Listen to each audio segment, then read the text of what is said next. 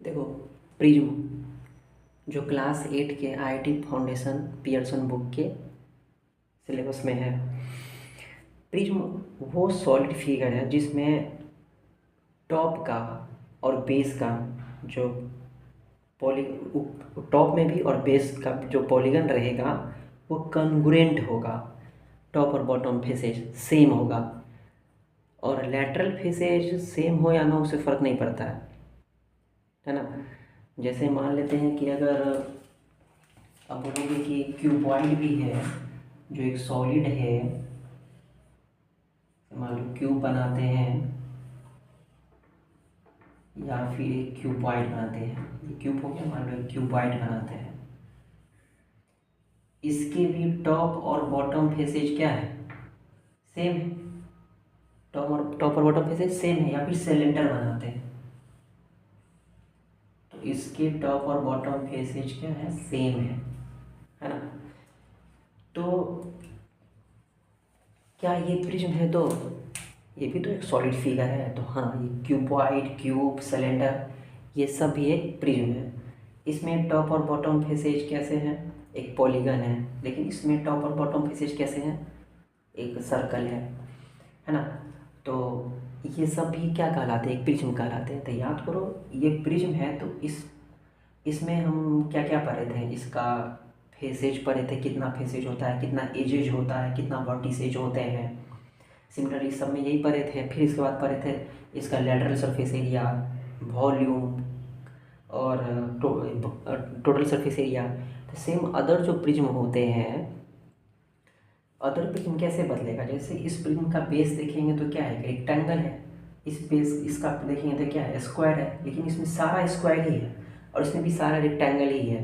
तो ये एक स्पेशल प्रिज्म है जिसको क्यूबॉइड बोलते हैं। एक स्पेशल प्रिज्म है जिसको क्यूब बोलते हैं। सिमिलरली कोई कुछ ऐसे प्रिज्म होते हैं जिसके टॉप और बेस फेसेज स्क्वायर होंगे, लेकिन अदर जो रिमेनिंग फेसेज होंगे जो, तो उसके रेक्टेंगल अगर है तो उसको स्क्वायर प्रिज्म बोलेंगे। रेक्टेंगुलर प्रिज्म जिसका बेस अगर हेक्सागोन है, हेक्सागोनल प्रिज्म, ऑक्टागोनल प्रिज्म। इस तरह से कई टाइप के प्रिज्म होते हैं। जैसे यहाँ फिगर में दिख रहा होगा,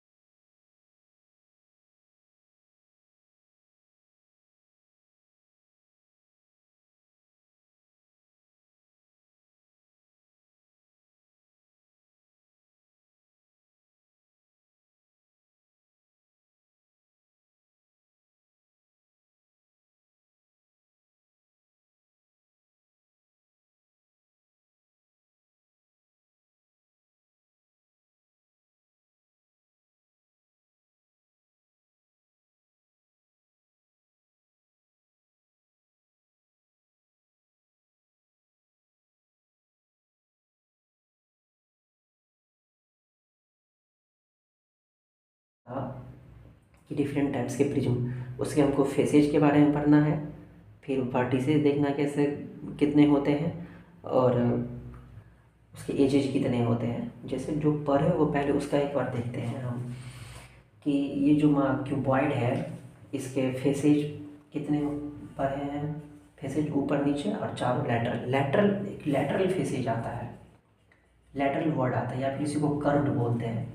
लैटरल या कर्व्ड का मीनिंग होता है कि टॉप और प्लस बॉटम, ये दोनों फेस को छोड़ के जो फेस बचेगा वो सारा फेस लैटरल फेसेज कहलाता है ना। लैटरल सरफेस कहलाएगा, फेस या सरफेस। जब भी लैटरल या कर्व्ड की बात की जाए तो टॉप और बॉटम वाला छोड़ के जो बचेगा वो लैटरल होता है। ठीक है, तो ये हम समझ गए यहाँ पे। अब क्यूबॉइड में हम फेसेज, नंबर ऑफ फेसेज क्या पढ़े हैं, नंबर ऑफ फेसेज काउंट भी किए हैं। नंबर ऑफ फेसेज कितने हो जाएंगे 6। नंबर वर्टिसेज काउंट किए हम लोग 8, जैसे 1 2 3 4 5 6 7 8। और एजेज कितने होते हैं इसके 12 एजेज होते हैं। नहीं, सिमिलरली यहाँ भी सेम चीज़ें होती है। तो इस तरह से डिफरेंट प्रिज्म में हम लोग काउंट करेंगे नंबर ऑफ फेसेज, वर्टिसेज और एजेज की संख्या। तो डिफरेंट टाइप के प्रिज्म में डिफरेंट फेसेज होंगे।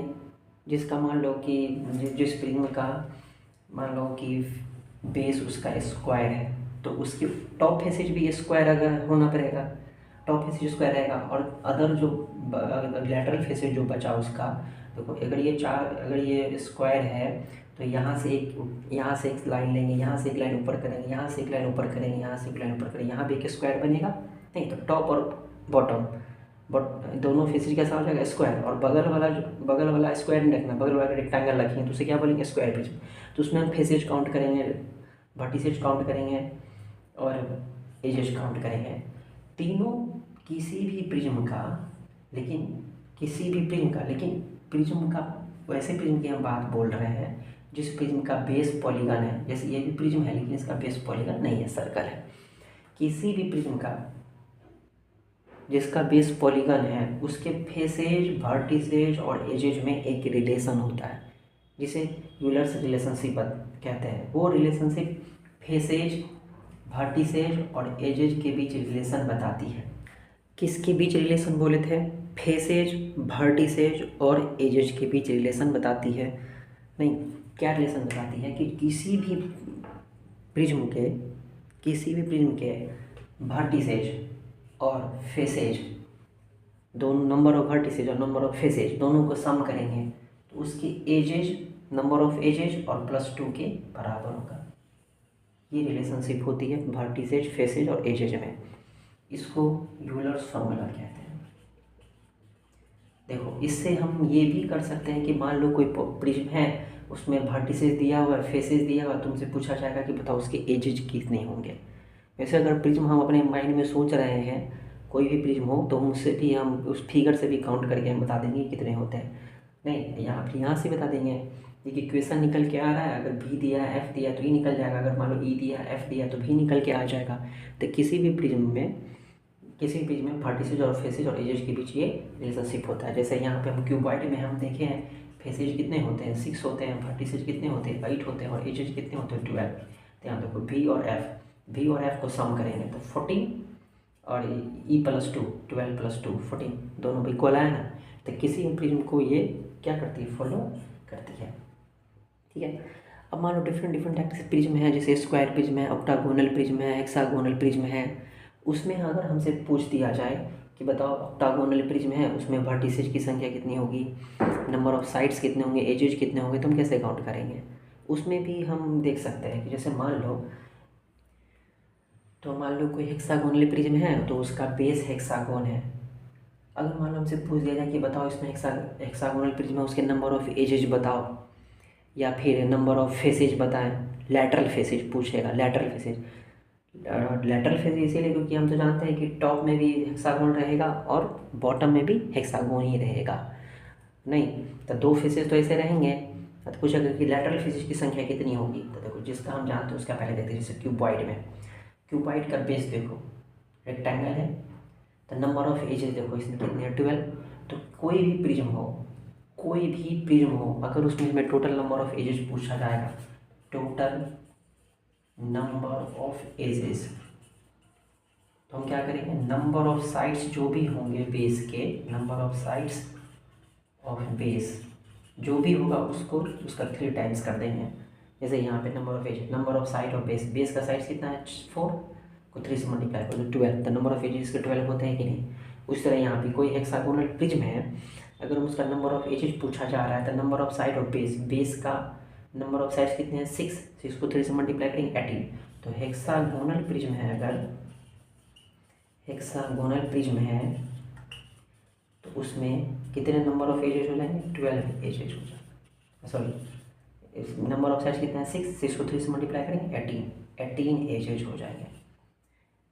अभी फिगर भी दिखाएं तो कुछ टाइम पहले, तो फिगर में भी देखो उसमें काउंट करोगे 18 एजेस आएंगे। अब मान लो इसमें पूछ दिया जाए कि इसके लैटरल फेसेज बताओ, लैटरल फेसेज। तो यहाँ देखो इसमें देखो क्यूबॉइड में लैटरल फेसेज, ये बॉटम का हो गया, ये ऊपर वाला टॉप का हो गया। देखो लैटरल फेसेज क्या हो गया, इसका बेस देखोगे क्यूबॉइड का तो एक रेक्टेंगल है इस तरह से। देखो एक फेस यहाँ खड़ा करेगा, एक फेस यहाँ खड़ा करेगा, एक फेस यहाँ, एक फेस यहाँ। जितने बेस का एज होगा उसी एज पे एक फेस खड़ा होगा। मतलब जितना बेस का साइड होगा उतना ही लैटरल फेस बनेगा।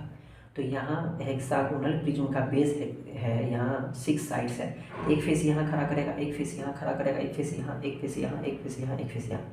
तो चारों साइड से कितने फेस बनेंगे, 6 फेस बनेंगे, एक बॉटम में रहेगा और एक टॉप में रहेगा। तो टोटल 8 फेसेज होंगे, लेकिन टोटल 8 फेसेज तो होंगे ही, लेकिन लैटरल फेसेज की संख्या कितनी होगी 6। तो यहाँ देखो, यहाँ भी हम लैटरल फेसेज देखेंगे तो कितना होगा, लैटरल फेसेज की संख्या उतना ही होगी जितना number of side of base का होगा। नहीं तो किसी भी प्रिज्म के लिए नंबर ऑफ लैटरल फेसेज, किसी भी प्रिज्म के लिए नंबर ऑफ लैटरल फेसेज अगर देखें, नंबर ऑफ लैटरल फेसेज क्या होगा, जितना number of sides of base होगा, बेस का जितना नंबर ऑफ साइड्स होगा उतना ही लैटरल फेसेज की संख्या होगी, है ना। तो जब भी कोई भी प्रिज्म रहे तो क्यूबॉइड से हम कोरिलेट कर सकते हैं, या फिर याद रखेंगे आप कि नंबर ऑफ एजेज किसी भी प्रिज्म का पूछा जाएगा तो बेस का जो साइड रहेगा उसका 3 टाइम्स होगा, और लैटरल फेसेज का पूछा जाए कितने हो सकते हैं, कितने होंगे, तो जितना बेस का नंबर ऑफ साइड्स होगा उतना लैटरल फेसेज होगा। और वर्टिसेज, ये फेसेज और एजेज में रिलेशन ये होता है। तो हम किसी भी प्रिज्म का हम वर्टिसेज से, प्रिज्म अगर फिगर हम माइंड में है तो हम इसे भी काउंट करके बता सकते हैं, लेकिन ऐसे रैंडमली अगर वर्टिसेज देते, एजेज देते तो हम एफ़ निकालने के लिए पूछ दिया जाए तो हम इस रिलेशनशिप को याद रखेंगे तो एफ़ निकाल सकते हैं। एफ़ मतलब फेस, फेस मतलब सरफेस, ठीक है। अगर अब हेक्सागोनल प्रिज्म के जैसे बात की जाए इसके वर्टिसेज के बारे में, तो उससे पहले क्यूबॉइड के वर्टिसेज में हम लोग देखते हैं कि क्यूबॉइड का वर्टिसेज पढ़े हैं हम लोग, देखे अभी फिगर में भी दिख रहा है कि 8 वर्टिसेज होते हैं। गौर से देखो तो क्यूबॉइड का बेस एक स्क्वायर है और स्क्वायर में 4 वर्टेक्स हैं, और सेम ऐसा ही बेस ऊपर भी है तो उसमें भी 4 वर्टेक्स है, तो टोटल 8 वर्टिसेज हो गए। तो इसी तरह सेम जैसे मतलब इसका जैसा बेस में जितने होंगे उतना ही टॉप में भी होगा, तो टोटल 8 वर्टिसेज हो जाते हैं। सिमिलरली इसी तरह हेक्सागोनल प्रिज्म में बेस जो है हेक्सागोन है, और हेक्सागोन में देखते हैं हम फिगर में कि 6 वर्टिसेज हैं। ऐसा ही हेक्सागोन ऊपर में भी है, ऊपर हेक्सागोन में भी 6 वर्टिसेज होंगे हैं, तो टोटल मिला करके ओवरऑल 12 वर्टिसेज हो गए। तो हेक्सागोनल प्रिज्म में 12 वर्टिसेज होते हैं। वैसे अगर हम एजेज और फेसेज काउंट कर लेते हैं तो वर्टिसेज हम कैलकुलेट कर सकते हैं यूलर्स फार्मूला से। यूलर्स फार्मूला में भी हम लोग पुट करेंगे, जैसे भी वर्टिसेज, अब जैसे भी हम एजेज काउंट करना देख लिए, एजेज काउंट कर लिए, फेसेज काउंट कर लिए, तो यूलर्स फार्मूला में डालेंगे तो हमारा वर्टिसेज निकल के आएगा। वैसे फिगर अगर हमारे माइंड में है तो डायरेक्ट भी हम समझ सकते हैं कि इसमें कितने वर्टिसेज होते हैं, ठीक है। प्रिज्म के बारे में सारी चीज़ें हम क्यूबॉइड से ही पढ़ लेंगे। अब कोई भी प्रिज्म हो हमसे 3 चीज़ें पूछेगा, lateral surface area, total surface area और वॉल्यूम। क्यूबॉइड का हम ये तीनों चीज़ पढ़े हैं। क्यूबॉइड का लैटरल सरफेस एरिया पढ़े हैं 2 × L + B × H। Total surface area पढ़े हैं 2 × LB + BH + LH। या फिर टोटल सरफेस एरिया ऐसे भी पढ़े हैं कि लैटरल सरफेस एरिया और प्लस में लैटरल सरफेस एरिया प्लस में एरिया ऑफ बेस और plus area of top face. नहीं, क्यूबॉइड में अगर लैटरल चारों लैटरल सरफेस निकाल देंगे तो देखो टॉप का बचेगा, वो बेस का बचेगा। और वॉल्यूम पर हैं L into P into H. सारे प्रिज्म का lateral surface area, total surface area और वॉल्यूम इसी से कोरिलेट हो जाएगा। देखो प्रिज्म में हम पहले से जानते हैं कि टॉप सरफेस और बॉटम सरफेस दोनों सेम होता है, कन्ग्रुएंट होता है, उसका एरिया एज सब सेम होता है। एरिया अगर मान लो ऊपर नीचे सेम है तो ऊपर वाला फेस का जितना एरिया होगा उतना ही नीचे वाले फेस का भी एरिया होगा। अभी हम लोग जिस रूम में हैं, तुम लोग जिस रूम में हो उसमें भी देखोगे कि लगभग रूम क्यूबाइड शेप का ही होता है। तो ऊपर का जो सरफेस होगा उतना ही सरफेस नीचे का भी होता है। ऊपर का सरफेस और नीचे का सरफेस क्या होता है, कन्ग्रुएंट होता है। तो दोनों के एरिया सेम ही रहेगा, बेस का और ऊपर टॉप का सरफेस सेम ही रहेगा, इसलिए एरिया भी सेम ही रहेगा। तो कोई भी प्रिज्म हो उसका लैटरल सरफेस एरिया, गौर से देखो यहाँ पे क्या, जैसे क्यूबॉइड का 2 इंटू एल प्लस बी। अगर तुमसे ये पूछा जाए कि इस क्यूबॉइड का जो बेस है, जो एक रेक्टेंगल है जिसकी लेंथ है एल और ब्रेथ है बी, यहाँ लेंथ है एल, ब्रेथ है बी और हाइट क्या है एच। तो इस बेस का लेंथ एल है, ब्रेथ बी है। अगर इसकी पेरीमीटर पूछ दिया जाए तो क्या बोलोगे, 2 रेक्टेंगल है तो पेरीमीटर क्या होगा, 2 इंटू एल प्लस बी। देखो यहाँ पे वही लिखा है 2 into L plus B into H किया गया है। तो किसी भी प्रिज्म का लैटरल सरफेस एरिया बेस का जो पेरीमीटर होता है वो देखो 2 इंटू एल प्लस बी क्या है, इस बेस का पेरीमीटर। तो किसी भी प्रिज्म के लिए बेस के पेरीमीटर और हाइट के बराबर होता है लैटरल सरफेस एरिया। तो लैटरल सरफेस एरिया क्या हो जाएगा, 2 इंटू पेरीमीटर